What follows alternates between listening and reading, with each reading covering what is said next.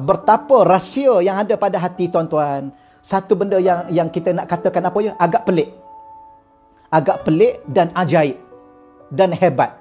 Iaitu apa yang ada dalam hati kita yang namanya niat. Sebelum kita boleh hurai yang namanya azam, yang namanya khawatir. Nanti saya hurai sikit lah, oleh kerana ada tambahan masa, saya hurai sikit. Cuma saya nak sebut dulu niat. Niat ni adalah suatu perkara yang menjadi kekuatan dalam seluruh kehidupan kita. Ya, sebab tu kita pun pelik. Ya. Rukun pertama ibadah, ibadah sembahyang, ibadah haji, ibadah puasa, ibadah baca Quran, ibadah sedekah, apa sahaja. Ya, rukun pertama adalah niat. Padahal niat itu tidak ada huruf, niat itu tidak ada suara, hanya dibawa di dalam hati kita.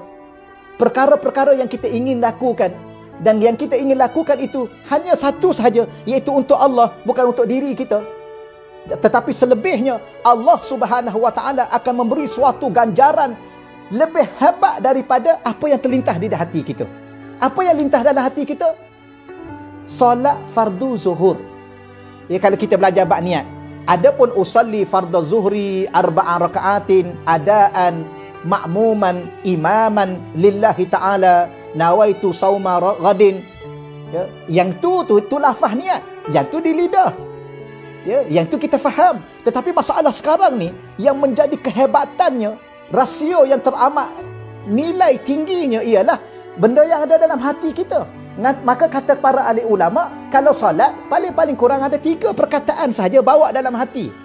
Jangan bunyi, jangan ada suara, jangan ada huruf yang tertulis, hanya 3 sahaja. Solat fardu zuhur, solat fardu maghrib. Kalau puasa besok hari bulan Ramadan.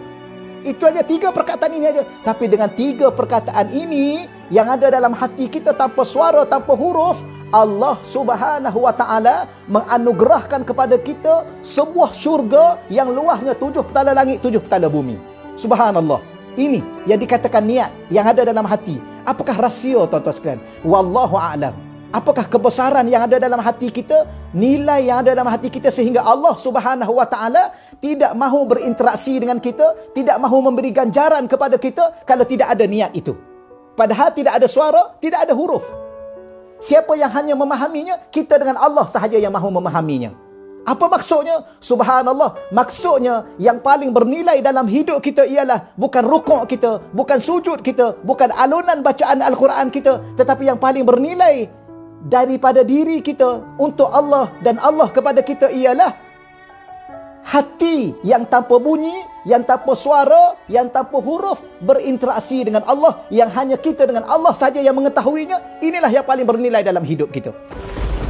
Sebab tu kalau kita di bulan Ramadan ini kita nak bersedekah, bukan masalah nilai sedekah RM1, bukan nilai sedekah RM2, bukan nilai sedekah RM100, tetapi nilai itu ialah pada sesuatu yang ada dalam hati kita yang tidak ada suara, tidak ada bunyi, yang namanya niat. Yang niat itu hanyalah interaksi langsung kita hanya dengan Allah sahaja. Itulah nilai kehidupan kita keseluruhannya. Yang ni tuan-tuan yang dirahmati Allah sekalian. Tapi kalau saya hurai begini agak panjang lah. Ya, saya tak berminat nak menghurai begini panjang. Ya, kerana kita baca ringkas-ringkas insya-Allah. Itu baru saya hurai dalam tajuk berkaitan dengan niat yang ada dalam hati. Bagaimana pula dengan lintasan-lintasan hati? Ada 4 lintasan hati yang berlaku dalam diri kita, yang kalau kita mendapat yang pertama dan yang kedua, subhanallah, kita memiliki kehidupan yang begitu hebat dunia dan akhirat kita.